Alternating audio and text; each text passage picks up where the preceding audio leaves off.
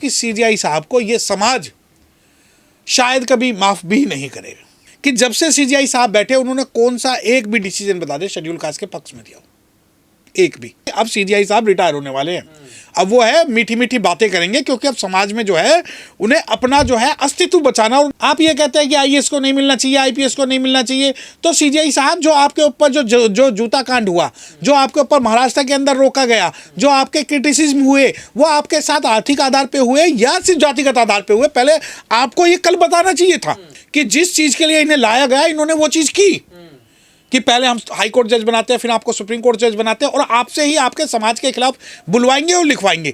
वो लिख के गए। कभी सीजीआई साहब ने ये पूछा कि आज तक बैकलॉग क्यों नहीं भरा गया?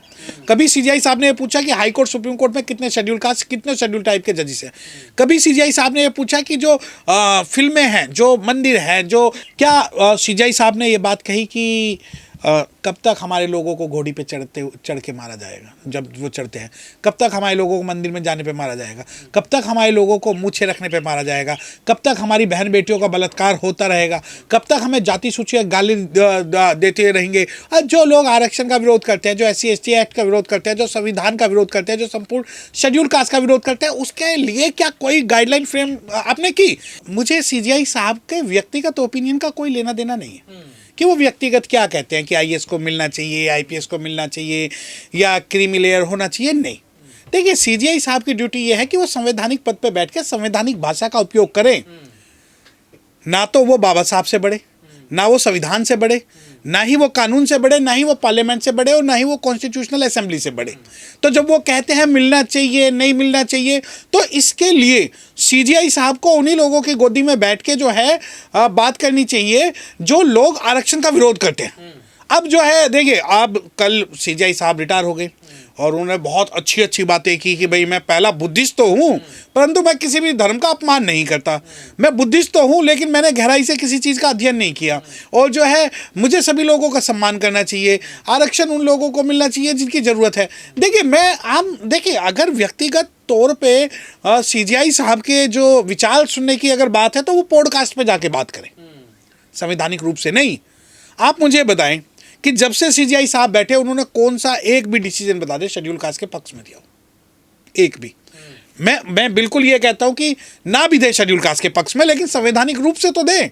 मैं ये नहीं कहता कि कोई भी CGI, chief justice of India, जो चाहे दिल्ली के हो या सुप्रीम कोर्ट के हो, किसी भी पद पे बैठे, मैं ये नहीं कहता कि वो ब्लाइंडली शेड्यूल कास्ट को फॉलो करें या ब्लाइंडली शेड्यूल कास्ट या बुद्धिस्ट लोगों के पक्ष में कोई भी डिसीजन दें, मत दें, परंतु संविधान के हिसाब से तो देंगे।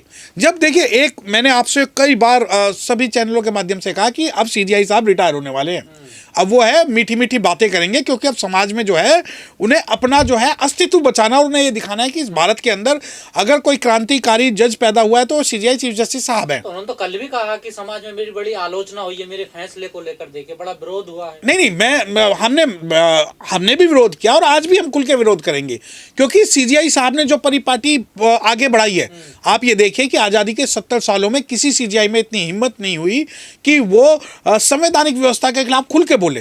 और ये जो बोलते हैं कि नहीं मैं व्यक्तिगत रूप से, आप एक बार बताएं, आप ये कहते हैं कि आईएएस को नहीं मिलना चाहिए, आईपीएस को नहीं मिलना चाहिए, तो सीजीआई साहब जो आपके ऊपर जो जूता कांड हुआ, जो आपके ऊपर महाराष्ट्र के अंदर रोका गया, जो आपके क्रिटिसिज्म हुए, वो आपके साथ आर्थिक आधार पे हुए या सिर्फ जातिगत आधार पे हुए? पहले आपको ये कल बताना चाहिए था। या मैं आपसे गुजारिश करता हूं, इन फ्यूचर आप कभी भी कोई पॉडकास्ट दें, इन फ्यूचर आप कोई भी स्टेटमेंट दें, इन फ्यूचर आप कोई भी बात करें संवैधानिक रूप से, तो आपको 3 चीज़ें बतानी है मुझे कि क्या जब सुप्रीम कोर्ट के अंदर आपके ऊपर जब हमले की कोशिश हुई, आपने उस व्यक्ति को छोड़ा क्यों?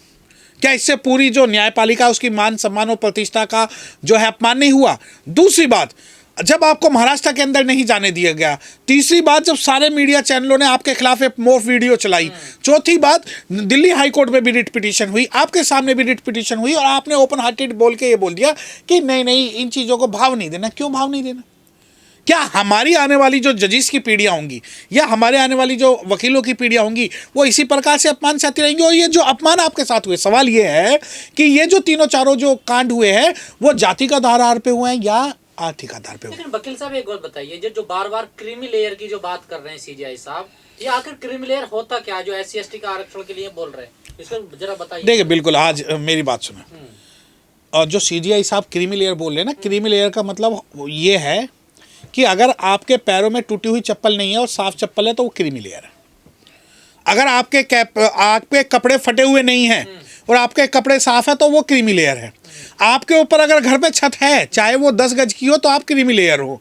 तो क्रीमी लेयर की परिभाषा ये है इनकी नज़रों में कि जो टूटे फूटे घरों में टूटी हुई चप्पल पहन के जो नहीं पढ़ रहा हो, जो आज भी मजदूरी का काम कर रहा, वो क्रीमी लेयर नहीं है, बाकी सब जो है क्रीमी लेयर है। अब क्रीमी लेयर का आधार क्या कि जो व्यक्ति 3 लाख से ऊपर कमा रहा वो क्रीमी लेयर है। परंतु क्रीमी लेयर और EWS की जब तुलना करेंगे तो दिल्ली के अंदर मैं आपको बता दूं कि शेड्यूल कास्ट तो 3 लाख वाला क्रीमी लेयर है, EWS 10 लाख वाला क्रीमी लेयर है। अब क्रीमी लेयर की परिभाषा मतलब 3 लाख वाला जो SC ST वाला है वो अमीर है। हाँ, वो अमीर है, और जो 10 लाख वाला 10 वाला गरीब है, वो गरीब है। तो शेड्यूल कास्ट के जो बच्चे होंगे जिनकी आय 3 लाख से ज्यादा है, परिवार की, पूरे एक व्यक्ति की नहीं, वो जो है उसे जो है स्कूलों में एडमिशन नहीं मिलेगा।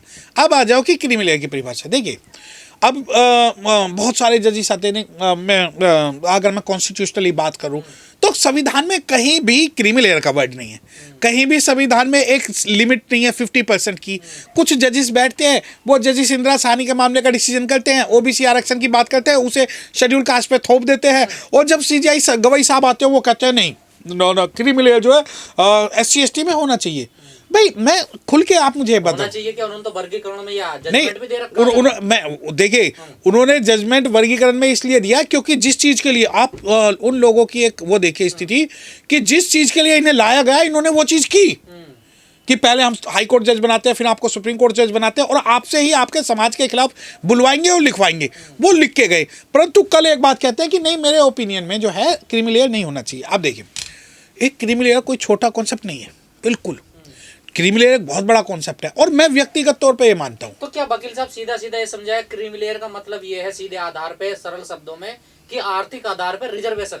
ना ना ना ना ना ना ना, ये आप बिल्कुल बदल दो इस भाषा को। आपने कहा आर्थिक आधार पर रिजर्वेशन, रिजर्वेशन का आर्थिक आधार नहीं, इनका कहना यह है कि जो शहरों में रह रहे हैं या जो रोटी खा रहे हैं वो क्रीमी लेयर है। मतलब आर्थिक आधार ही ना ना, वो भी आर्थिक नहीं है। यार मुझे एक बात बताएं, देखिए वो आर्थिक आधार भी नहीं है। एक मैं आपको दिल्ली मैं चैलेंज कर रहा हूं आपके चैनल के माध्यम से, और I am ready to face any defamatory action against me, कि दिल्ली के प्राइवेट स्कूलों में जो EWS कैटेगरी और DG कैटेगरी की जो सीटें भरी गई है, अगर आप उनका वेरिफिकेशन करवाएंगे तो उसके अंदर 90% जो लोग हैं वो करोड़पति मिलेंगे आपको। तो रिपोर्ट भी है इसमें, तो बड़ी धांधली। नहीं, अब वो धांधली मैंने ये बात क्यों बोली कि जो आर्थिक आधार तो 200 रुपये में सर्टिफिकेट बना सकते हो आप मर्सिडीज से उतर के जाते हो, SDM साहब से कहते हो जी मेरी स्थिति है, वो आपको आर्थिक आधार पे जो है एक बना के दे देंगे। नहीं भाई, आप EWS करो। SC और ST का जो रिजर्वेशन है वो आर्थिक आधार पे है क्या? नहीं, बिल्कुल नहीं है, ना था ना है। और जो जब हम बात करते हैं, देखिए SC ST OBC का जो OBC के अंदर भी ये लेके आए कि नहीं हम आर्थिक आधार पे करते हैं। आप मुझे बताएं कि एक वर्ड है सोशियो एजुकेशनली बैकवर्डनेस, जो संविधान जब बात करता है सामाजिक और आर्थिक रूप से जो पिछड़े लोग हैं, सामाजिक के साथ साथ जो है एजुकेशनली बैकवर्डनेस जो है वो ज़्यादा मायने रखती है, ना कि इकोनॉमी। अब जब बात आती है कि भाई क्रीमी लेयर का मतलब क्या, क्रीमी लेयर का मतलब ये है कि सरकारी नौकरियों में क्लर्क और चपरासी के पदों पे आने वाले जो 2% लोग हैं उनके खिलाफ ये मुहिम है। ना तो बड़े लेवल पे कोई आरक्षण का प्रावधान, ना हायर एजुकेशन में कोई प्रावधान, और जहाँ तक बात है कि जैसे हाई कोर्ट, सुप्रीम कोर्ट, फिल्में वगैरह, इनमें कोई आरक्षण का प्रावधान नहीं है। परंतु क्रीमी लेयर के नाम पे जो हमारा 3rd क्लास का वर्ग जो तैयारी कर रहा है उसको एक्सक्लूड करने की बात है। पर यह भाषा तो RSS बोलता ना कि आर्थिक आधार क्रीमी लेयर होनी चाहिए, क्या उसी भाषा को दोहरा रहे हैं CJI? नहीं, हाँ, अम्बेडकरवादी कहते हैं ना, देखिए मेरी बात सुनिए, अगर कोई भी व्यक्ति ये कहता है, या मैं CJI साहब की भी मैं बात करूं, और मैं CJI साहब भी इसलिए बोल रहा हूँ क्योंकि समाज के व्यक्ति हैं तो उनको मुझे सम्मान करना मेरी जो है मोरल एक बाउंडेशन है कि जो आर्थिक आधार की जहाँ तक बात है, RSS CJI साहब का जो बैकग्राउंड है, वो CJI साहब कहते हैं मैं गरीब परिवार में पढ़ा हूँ, मैं ये हुआ है और मैंने बड़ी आर्थिक मजबूरियाँ देखी है, वो बिल्कुल गलत है। CJI साहब एक मजबूत फैमिली से रहे हैं, इनके पिताजी, इनकी मम्मी जो सक्रिय रूप से राजनीति में रहे हैं, कांग्रेस से है ना रहे हैं, तब वो आ पाए हैं। क्या सीजेआई साहब ने कभी ये पूछा आपने कभी भी अपने टेन्योर में कि कितने शेड्यूल कास्ट की, मैं क्रीमी लेयर की बात कर रहा हूँ, अगर सीजेआई साहब ये कहते हैं कि शेड्यूल कास्ट की कुछ जातियां का मतलब जैसे चमार हो गया, महार हो गया, और कुछ इलाकों में वाल्मीकि समाज भी हो गए, पासवान हो गए, मीना हो गए, इनको एक्सक्लूड कर दो, क्या कभी सीजेआई साहब ने ये पूछा कि एक्सक्लूजन पॉलिसी रिजर्वेशन के अंदर होनी चाहिए या इंक्लूजन होनी चाहिए? मैं तो कहता हूं कि आप समाज का जो सबसे गरीब वर्ग है उसके व्यक्ति को सीजेआई बनाओ। क्या बना सकते हैं? जो चीज़ें प्रैक्टिकल नहीं है उसको ये एक्सक्लूजन पॉलिसी तो लाना चाहते हैं, इंक्लूजन नहीं। अब इंक्लूजन क्या? कभी सीजेआई साहब ने ये पूछा कि आज तक बैकलॉग क्यों नहीं भरा गया? कभी सीजेआई साहब ने ये पूछा कि हाई कोर्ट सुप्रीम कोर्ट में कितने शेड्यूल कास्ट, कितने शेड्यूल टाइप के जजेस हैं? कभी सीजेआई साहब ने ये पूछा कि जो फिल्में हैं, जो मंदिर हैं, जो इंस्टीट्यूशनल एजुकेशनल जो व्यापार है, जो बिजनेस है, उसके अंदर क्या कहीं पे भी रिप्रेजेंटेशन हुआ? कहीं भी रिप्रेजेंटेशन रिजर्वेशन से बिल्कुल अलग कॉन्सेप्ट है। एक अमेरिका के अंदर आप ये देखिए कि जब आप यूएस की या यूरोप की फिल्में देखते हैं तो वहाँ पे एक ब्लैक हीरो बसता है तो एक वाइट बसता है, वहाँ पर जो विलेन एक ब्लैक है तो एक वाइट होगा। ये मल्टी डाइवर्सिटी कॉन्सेप्ट होता है। मल्टी डाइवर्सिटी कॉन्सेप्ट मतलब हर जगह जो अगर एक ऑफिस होगा, एक एशियन होगा, एक अफ्रीकन होगा, एक लैटिन अमेरिकन होगा, एक अमेरिकन होगा, एक यूरोपियन होगा, ये रिजर्वेशन का सही फॉर्म है। परंतु यहाँ रिजर्वेशन का मतलब सरकारी नौकरी मान लिया। और अब जब जैसे कि आर्थिक आधार पर बात करते हैं, क्या सीजेआई साहब ने ये बात कही कि कब तक हमारे लोगों को घोड़ी पे चढ़ के मारा जाएगा? जब वो चढ़ते हैं, कब तक हमारे लोगों को मंदिर में जाने पे मारा जाएगा? कब तक हमारे लोगों को मूछे रखने पे मारा जाएगा? कब तक हमारी बहन बेटियों का बलात्कार होता रहेगा? कब तक हमें जाति सूची गाली देते रहेंगे? और जो लोग आरक्षण का विरोध करते हैं, जो SC ST एक्ट का विरोध करते हैं, जो संविधान का विरोध करते हैं, जो संपूर्ण शेड्यूल कास्ट का विरोध करते हैं, उसके लिए क्या कोई गाइडलाइन फ्रेम आपने की?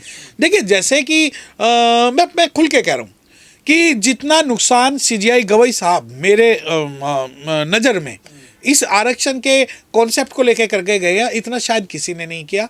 और व्यक्तिगत तौर पे मैं ये मानता हूँ कि सीजेआई साहब को ये समाज शायद कभी माफ़ भी नहीं करेगा। तो क्या गवई साहब ने रास्ता खोल दिया? जो लोग आरक्षण का विरोध करते हैं, आर्थिक आधार पे कहते हैं, उनके लिए एक रास्ता खोल के जा रहे हैं। हाँ, देखिए, मैंने क्या बताया, आरक्षण आर्थिक आधार पे नहीं है। जब सीजेआई साहब के साथ, प्रेसिडेंट के साथ, प्रेसिडेंट ऑफ इंडिया के साथ हमारे एक IPS को सुसाइड करनी पड़ जाती है, हमारे IAS को जेल में डाल दिया जाता है, हमारे जजेस के ऊपर जो है मिसबिहेव कर दिया जाता है, हमारे जो बिजनेसमैन हैं उन्हें फंसा दिया जाता है, हमारा जो भी व्यक्ति जो टॉप पे जा रहा है उसे टारगेट किया जाता है, जब तक ये जातिगत चीज़ें होती रहेंगी आप आरक्षण खत्म करने की बात कैसे कर सकते हैं? और दूसरी बात, आरक्षण कोई भीख नहीं है। आरक्षण एक मल्टी ड्यूल कैपेसिटी में हुआ एक समझौता। गरीबी हटाने की एक योजना है। ना आरक्षण अगर गरीबी हटाने की योजना तो इस पूरे भारत के अंदर में जल जंगल जमीन SC ST OBC और माइनॉरिटीज को दे दो। जितना मंदिरों का पैसा वो सारा बांट दो, जितनी भी जमीन है उसे दे दो, उसके आधार पे हमें आर्थिक रूप से इक्वल कर दो। किसी भी भारत के अंदर किसी के पास भी अगर आर्थिक रूप से ज्यादा होगा पैसा तो उसे आरक्षण की सीमा से बाहर करो। आप करके तो देखिए।